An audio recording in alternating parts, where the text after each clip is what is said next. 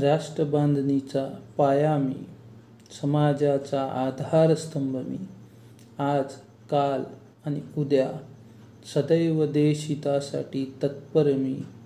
होय गुरुजी मी, अभिमानाने सांगतो मी. नमस्कार प्राध्यापक बंधू आणि भगिनींनो, मी प्राध्यापक सुमित सुरेशराव पवार, अध्यक्ष राज्यशास्त्र कनिष्ठ महाविद्यालयीन परिषद महाराष्ट्र राज्य, आपल्या सर्व प्राध्यापक बंधू भगिनींच्या मागणीनुसार घेऊन येत आहे मूल्यमापन आराखडा 2020-21, विषय राज्यशास्त्र, इयत्ता 12वी. मित्रहो, आपल्या सर्वांना माहीत आहे राज्यशास्त्र कनिष्ठ महाविद्यालयीन परिषद 9 जून 2020च्या स्थापनेपासून विद्यार्थी, शिक्षक, समाज, राष्ट्रहित उपयोगी अनेक उपक्रमाच्या माध्यमातून कार्य करत आहे. याची प्रचिती कोरोना महामारीच्या काळात अनेक विद्यार्थी व शिक्षकांना झाली. चला तर मग आज आपण मूल्यमापन आराखडा समजून घेऊ. मी प्राध्यापक सुमित सुरेशराव पवार, अध्यक्ष राज्यशास्त्र मूल्यमापन आराखडा समिती, महाराष्ट्र राज्य, पुणे बोर्ड, मराठी माध्यमातून आपल्यासमोर सादरीकरण करतो. नंतरच्या भागामध्ये इंग्रजी माध्यमातून आपल्यासमोर प्राध्यापक संजय सुतार सर, अध्यक्ष मुंबई विभाग, राज्यशास्त्र कनिष्ठ महाविद्यालयीन परिषद महाराष्ट्र राज्य सादर करणार आहे. हा आराखड्यामध्ये तंत्रस्नेही म्हणून मोलाची भूमिका बजावणारे प्राध्यापक गिरीश लोंढे सर, सोलापूरमधील छत्रपती शिवाजी सायंकालीन कला व वाणिज्य कनिष्ठ महाविद्यालयात कार्यरत असून पुणे विभाग कार्यकारिणी सदस्य म्हणून आपली जबाबदारी पार पाडतात. चला आपण मूल्यमापन आराखड्याकडे वळू. लेखी परीक्षा ज्या घेण्यात येतात, या परीक्षेचा नेमका उद्देश काय आहे हे त्या प्रश्नाच्या आधारे आपण समजून घेऊ. पहिले नंबरचा प्रश्न असतो वस्तुनिष्ठ प्रश्न. या प्रश्नाचा उद्देश असतो विद्यार्थ्याची विषयाबद्दलची मूलभूत माहिती तपासणे. दुसरा प्रश्न असतो लघुत्तरी आणि दीर्घोत्तरी, ज्यामध्ये विद्यार्थ्याचे विषयाबद्दलचे आकलन काय आहे हे या प्रश्नांवरून समजून येते. तिसरा प्रश्न जो असतो हा उपयोजनात्मक प्रश्न असतो. याबाबत विद्यार्थ्याचे स्वतःचे मत व्यक्त कसा करतो याची तपासणी या प्रश्नांमधून केली जाते. अंतर्गत परीक्षेचा अभ्यासक्रम वर्षभरासाठी कशा पद्धतीचा असतो हे आपण समजून घेऊ. घटक चाचणी असते, ज्यामध्ये वर्षातून किमान 2 घटक चाचण्या होणे अनिवार्य आहे. प्रत्येक घटक चाचणीमध्ये किमान 2 प्रकरण असावे. म्हणजे प्रथम घटक चाचणीमध्ये सुरुवातीचे 2 प्रकरण घेऊ शकतो किंवा द्वितीय घटक चाचणीमध्ये त्या नंतरचे 2 प्रकरण घेऊ शकतो किंवा शेवटचेही 2 प्रकरण घेऊ शकतो. अर्थात याबाबत आपल्याला स्वतंत्र अधिकार आहे. त्यानंतर प्रथम सत्रांत परीक्षा. सुरुवातीचे 3 घटक असतात, कारण आपला अभ्यासक्रम एकूण 6 घटकांवर आधारित आहे. त्याचा निम्मा भाग म्हणजे 3 घटक ज्याच्यावर प्रथम सत्रांत परीक्षा आधारित असते. द्वितीय सत्रांत परीक्षा ही संपूर्ण अभ्यासक्रमावर आधारित आहे. यामध्ये पहिल्या घटकापासून तर शेवटच्या घटकापर्यंत सर्व घटकांना वेटेज सारख्या प्रमाणात जवळपास दिलेलं आढळून येते. उद्दिष्टानुसार कशा पद्धतीनं गुणविभागणी निश्चित केलेली आहे ही आपण समजून घेऊ. म्हणजे विद्यार्थ्याच्या ज्ञानावर आधारित किती गुण निश्चित केलेले आहेत, तर 20 गुण निर्धारित केलेले आहे आणि विकल्पासुद्धा सह 20 गुणच दिलेले आहे. आकलनावर आधारित 39 गुण दिलेले आहे आणि विकल्पासह 69 गुण दिलेले आहे. उपयोजन यावर आधारित निर्धारित गुण 12 आहे, तर विकल्पासह 20 गुण दिलेले आहे. कौशल्यावर आधारित निर्धारित गुण 9 आहे आणि विकल्पासुद्धा सह 9 गुण आहे. म्हणजे एकूण निर्धारित गुण किती, तर 80 आणि विकल्पासह किती, 118 गुणाचा आपला पेपर असेल. प्रश्न प्रकारानुसार गुणविभागणी म्हणजे वस्तुनिष्ठ वर आधारित किती विकल्पासह प्रश्न विचारले जातात, तर 29 प्रश्न विचारले जातात आणि त्याचे निर्धारित गुण किती, तर 29च गुण आहे आणि विकल्पासह किती गुण आहे ते सुद्धा 29च आहे. दुसरा प्रश्न लघुत्तरी. एकूण प्रश्न विकल्पासह 21 प्रश्न विचारले जातात. त्यामध्ये निर्धारित गुण आहे 41 आणि विकल्पासह गुण आहे 69. तिसरा क्रमांक आहे दीर्घोत्तरी प्रश्नांचा. एकूण विकल्पासह प्रश्न विचारले जातात 2, निर्धारित गुण आहे 10 आणि विकल्पासह गुण आहे 20. एकूण जर पाहिली तर आपल्या 80 मार्काच्या प्रश्नपत्रिकेमध्ये 52 प्रश्न असतील. निर्धारित गुण 80 आणि विकल्पासह गुण असेल 118. अशा पद्धतीची विभागणी केलेली दिसून येते. यावर्षीची जी लेखी परीक्षा आहे बदललेल्या अभ्यासक्रमानुसार, यामध्ये आणि जुन्या बोर्डाच्या परीक्षेमध्ये काय बदल आहे हे थोडक्यात तुमच्यासमोर पुढील मुद्द्यांच्या आधारे स्पष्ट करतो. यामध्ये प्रश्नांची संख्या कमी करण्यात आलेली आहे. दुसरा वैशिष्ट्य आपल्याला सांगता येईल की जोड्या लावा हा एक मोठा बदल झालेला आहे. जोड्या लावा प्रश्न प्रकार रद्द करण्यात आलेला आहे आणि नवीन काही प्रश्नांचा समावेश करण्यात आलेला आहे. उदाहरणार्थ सांगायचं झालं तर समर्पक संकल्पना लिहा, गटात न बसणारा शब्द ओळखा, संकल्पना चित्र पूर्ण करा, नकाशाचे निरीक्षण करा इत्यादी प्रश्न नव्याने आपल्या प्रश्नपत्रिकेमध्ये समाविष्ट झालेले आहे. संपूर्ण प्रश्नपत्रिकेत एक वाक्यता आणण्याचा प्रयत्न केलेला आहे. शेवटच्या घटकापर्यंत लक्ष केंद्रित आहे. म्हणजे पूर्वीप्रमाणे शेवटच्या घटकाकडे दुर्लक्ष यावेळेस मात्र होणार नाही. शेवटच्याही घटकाला तेवढ्याच प्रमाणात महत्त्व दिल्या जाईल. चला आपण आत्ता प्रथम सत्रांत परीक्षा 2020-21 समजून घेऊ. सुरुवातीला घटकनिहाय गुणविभागणी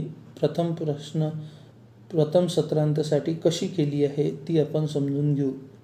आपल्याला एकूण 6 घटक आहे, त्यापैकी अर्धा भाग म्हणजे 3 घटकांवर ही प्रथम सत्रांत परीक्षा असेल. त्यामध्ये पहिलं प्रकरण 1991 नंतरचं जग याला 24 गुणाचं वेटेज दिलेलं आहे. तर दुसरं प्रकरण 1991 नंतरच्या महत्त्वाच्या संकल्पना आणि समस्या जागतिकीकरण याला 24 गुणाचं वेटेज दिलेलं आहे. प्रकरण 3 1991 नंतरच्या महत्त्वाच्या संकल्पना आणि समस्या मानवतावादी समस्या याला 25 गुणाचं वेटेज दिलेलं आहे. म्हणजे प्रथम सत्रांतासाठी साधारणतः 73 गुणाचं आपल्याला एकूण वेटेज दिसते आहे. आपण लेखी परीक्षा मूल्यमापन आराखडा समजून घेऊ, जो 50 गुणाचा दिलेला आहे. यामध्ये कंसातील योग्य पर्याय निवडून विधानं पूर्ण करा याला 3 गुण दिलेले आहे आणि विकल्पासह सुद्धा 3 गुण आपल्याला दिसतील. ब मध्ये दिलेल्या पर्यायापैकी योग्य पर्याय निवडून विधाने पूर्ण करा. गुण आहे 3, विकल्पासह सुद्धा 3 गुण. त्यानंतर दिलेल्या विधानासाठी समर्पक संकल्पना लिहा, 3 गुण, विकल्पासह 3 गुण. ड गटात न बसणारा शब्द ओळखा व लिहा, 3 गुण आणि विकल्पासह सुद्धा 3 गुण. प्रश्न 2 खालील संकल्पना चित्र पूर्ण करा, 4 गुण, विकल्पासह सुद्धा 4 गुण दिलेले आहे. प्रश्न क्रमांक 3 खालील विधाने चूक की बरोबर ते कारण लिहा. कोणतेही 3, एकूण 5 दिलेले असतील, त्यापैकी 3 गुण दिलेले आहे 6, विकल्पासह 10 गुण. चौथा प्रश्न दिलेला आहे, खालील विषयावर तुमचं मत 25 ते 30 शब्दात मांडा. कोणतेही 2, विकल्पासह 3, गुण 8, विकल्पासह 12 प्रश्न. त्यानंतर खालील प्रश्नाची उत्तरे 80 ते 100 शब्दात लिहा. कोणतेही 2, एकूण 3 दिलेले असते, त्यापैकी 2 लिहावे लागते. गुण दिलेले आहे 10, विकल्पासह 15. प्रश्न 6 खालीलपैकी कोणत्याही एका प्रश्नाचे उत्तर दिलेल्या मुद्द्याच्या आधारे स्पष्ट करा. सुमारे 150 ते 200 शब्दात. म्हणजे 2 प्रश्न दिलेले असतील, गुण दिलेले आहे 10 आणि विकल्पासह 20 गुण. म्हणजे त्यामधला एक प्रश्न आपल्याला लिहावा लागते. म्हणजे एकूण प्रश्नपत्रिका असेल 50 गुणाची आणि विकल्पासह गुण दिलेले असेल 73. आपण हे अधिक स्पष्टपणे या प्रश्नपत्रिकेच्या आधारे समजून घेऊ.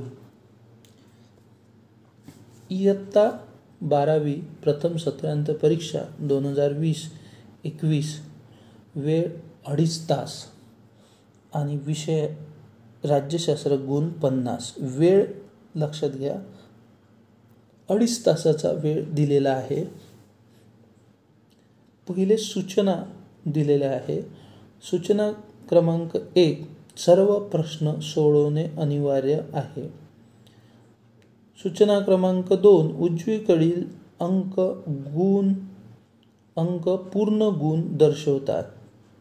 3 प्रत्येक प्रश्नाच्या उत्तराचा प्रारंभ नवीन पानावर करावा.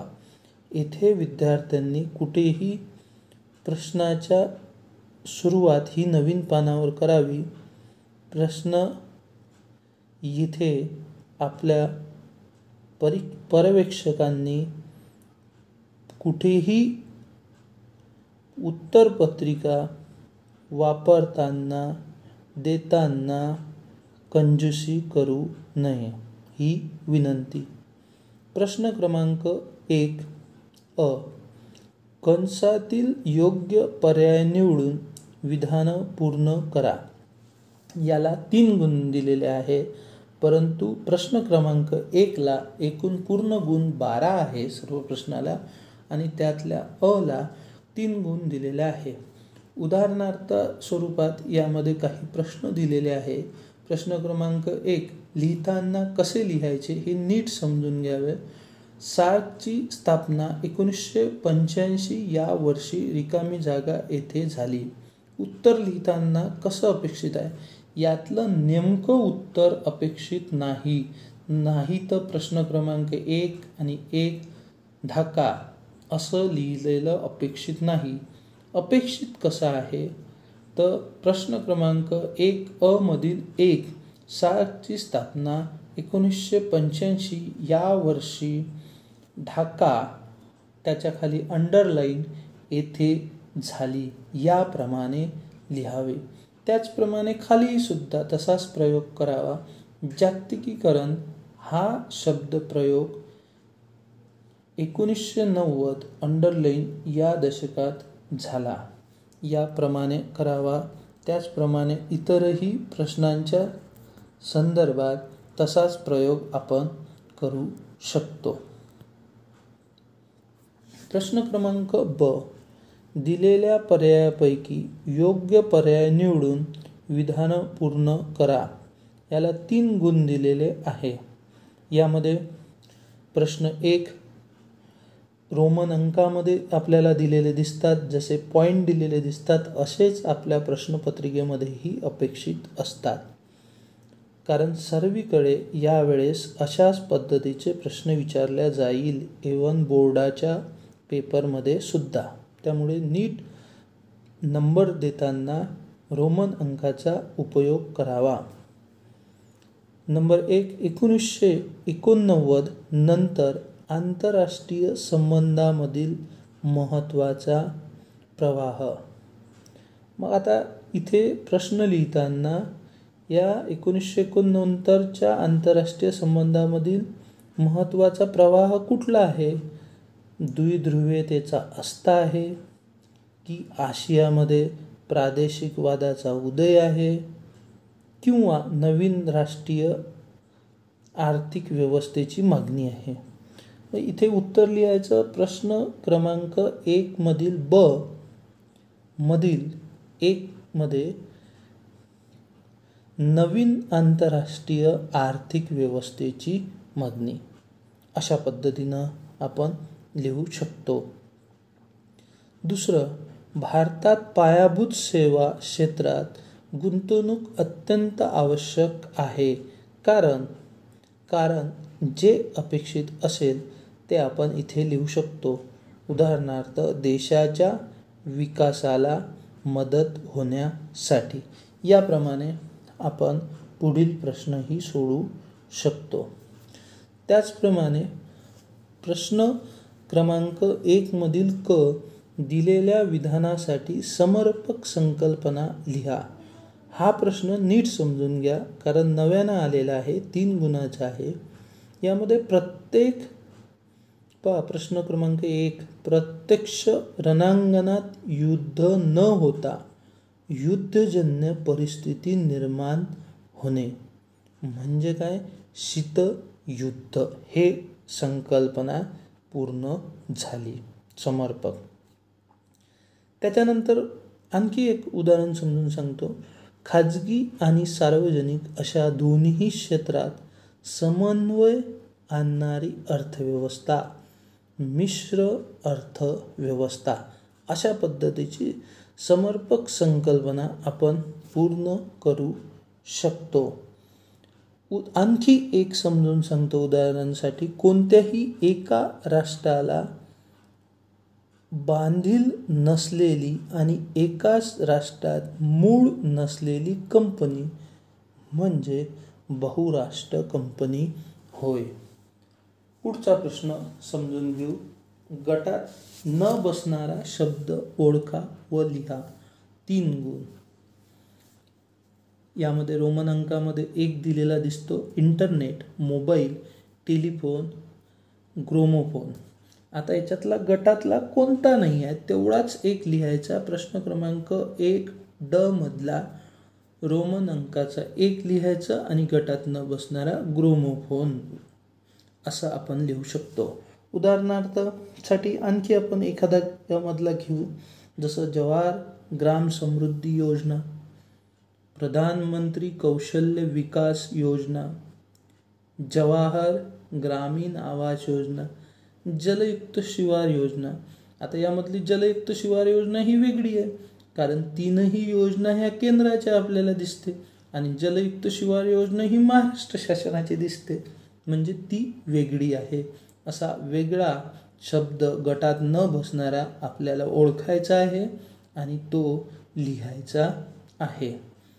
त्यानंतर नव्यानं आलेला प्रश्न क्रमांक 2, खालील संकल्पना चित्र पूर्ण करा. गुण आहे 4. मधात बॉक्स दिलेला असेल. परीक्षेमध्ये ही सुद्धा आपण पेनानंच असा चार्ट बनवून घ्यायचा. थोडक्यात सामाजिक माध्यमं. मग आता सामाजिक माध्यमं कुठली आहे या 4 बॉक्समध्ये? कुठलीही असू शकते. आपल्याला जे माहिती आहे ती 4 लिहिली. विद्यार्थ्यांना कुठलीही, आपल्या प्राध्यापक बंधूंनाच माहिती आहे तीच लिहिली पाहिजे असं अपेक्षित नाही.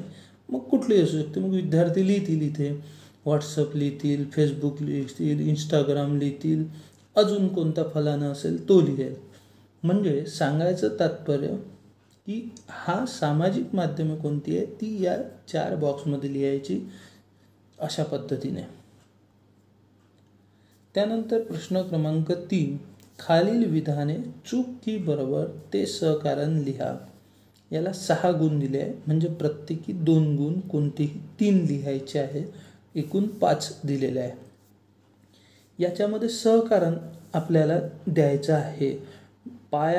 भारतात पायाभूत क्षेत्रातील गुंतवणुकीमुळे विकास अधिक चालना मिळाली. मग हे बरोबर आहे की चूक आहे हे लिहिणे, मग आणि त्याचं सहकारण लिहिणे.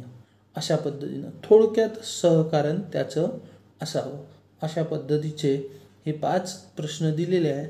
त्याच्यापैकी आपल्याला किती लिहायचे आहे तर 3 लिहायचे आहे. आता याच्यामध्ये नुसतं यामध्ये एखादा प्रश्न आहे, उदाहरणार्थ भारत सरकारने नीती आयोगाची स्थापना केवळ कृषी क्षेत्राला सल्ला देण्यासाठी केला. आता हा प्रश्न चूक आहे, परंतु तुम्ही ते बरोबर लिहिलं आणि सहकारण योग्य दिलं की भारत सरकार नीती आयोगाची स्थापना केवळ कृषी क्षेत्राला सल्ला देणे एवढंच करत नाही, तर भारताचं 5 वर्षाचं नियोजनाचा आराखडा संपूर्ण तयार करून त्यानुसार कार्य करते. हे झालं त्याचं स्पष्टीकरण. तर या ठिकाणी याला अर्थ राहणार नाही जर चूक की बरोबर हे चुकवलं तर. त्यामुळे हे चूक आहे आणि त्याचं योग्य स्पष्टीकरण दिला तरच आपल्याला 6 गुण, म्हणजे 2-2 गुण बरोबर एकूण 6 गुण प्राप्त होईल. पुढचा प्रश्न समजून घेऊ. प्रश्न क्रमांक 4, खालील विषयावर तुमचे मत 25 ते 30 शब्दात मांडा. कोणतेही 2, म्हणजे एकूण 8 गुण, 2 म्हणजे प्रत्येकी 4 गुण. आपल्याला महिला सक्षमीकरणामुळे भारतात निर्णय प्रक्रियेत महिलांचा सहभाग वाढत आहे. अशाच पद्धतीचे आपल्याला यामधले कोणतेही 2 प्रश्न घ्यायचे आहे आणि ते 25 ते 30 शब्दात मांडायचे आहे. पुढचा प्रश्न आहे प्रश्न क्रमांक 5, खालील प्रश्नाची उत्तरे 80 ते 100 शब्दात लिहा. कोणतेही 2 आणि एकूण गुण आहे 10, म्हणजे प्रत्येकी 5 गुण. यामध्ये 3 मधील 2 लिहायचे आहे आणि प्रत्येकाला 5 गुण दिलेले आहे. इथे प्रश्नांच्या उत्तराच्या संदर्भात द्वितीय सत्रांतामध्ये पूर्ण प्रश्नपत्रिकेच्या समोर त्याचं पूर्ण उत्तरासह मी आपल्यासमोर सादरीकरण करेल. प्रश्न 6, खालीलपैकी कोणत्याही एका प्रश्नाचे उत्तर दिलेल्या मुद्द्याच्या आधारे स्पष्ट करा. सुमारे 150 ते 200 शब्दात. गुण आहे 10. कोणताही एक प्रश्न सोडवायचा आहे. आत्तापर्यंत मुद्दे दिले जात नव्हते आणि त्यामुळे विद्यार्थ्यांचंही सुद्धा नुकसान होत होतं. पर्यायाने आपलं मार्किंगसुद्धा करायला अडचण येत होती. आत्ता मात्र आपल्याला 5 मुद्दे जर दिले आहे तर इथे मुद्दे 4 पण असू शकतात, 5 पण असू शकतात. जेव्हा 4 असते त्यावेळेस प्रस्तावना लिहिली असेल तर त्याला 2 मार्क आणि इतर 4 मुद्द्याला त्याला 2-2 मार्क, असे एकूण 10 पैकी 10 गुण आपण देऊ शकतो. इथे पेपर तपासताना कुठंही मार्क देण्यामध्ये कंजूसी करू नये. 5 मुद्दे लिहिले, 5ही मुद्दे स्पष्ट केले असतील, व्यवस्थित असतील तर 10 पैकी 10 गुण देण्यास कुठलीही हरकत नाही. असाच हाही प्रश्न. त्यानंतर प्रथम सत्रांत परीक्षेचा हा संविधान तक्ता आहे, जो आपल्यासमोर प्रथम सत्रांत परीक्षेमध्ये ज्या पद्धतीचा ही प्रश्न पत्रिका दिलेली आहे त्याबद्दल. आता हा संविधान तक्त्यासंदर्भात बरेच जणांचे प्रश्न असतो. इथे मी आपल्यासमोर सादर केलेला संविधान तक्ता आणि तुम्ही तुमची प्रश्नपत्रिका काढत असताना संविधान तक्ता याच्यामध्ये नक्की बदल असेल. मात्र बदल कुठून असेल की पहिल्या घटकांवर 24 गुण असेल, दुसरे घटकांवर 24 गुण असेल, तिसरे घटकावर 25 गुण असेल. ही टोटल 73 यायला हवी, हे इथे अपेक्षित आहे. बाकी अन्य आपण आपल्या सोयीनुसार या संविधान तक्त्यामध्ये बदल करू शकता. इथे आपल्यासमोर राज्यशास्त्र या विषयाची प्रथम सत्रांत परीक्षा संपली. धन्यवाद. द्वितीय सत्रांत परीक्षा पुढील भागात आपण समजून घेऊ. धन्यवाद.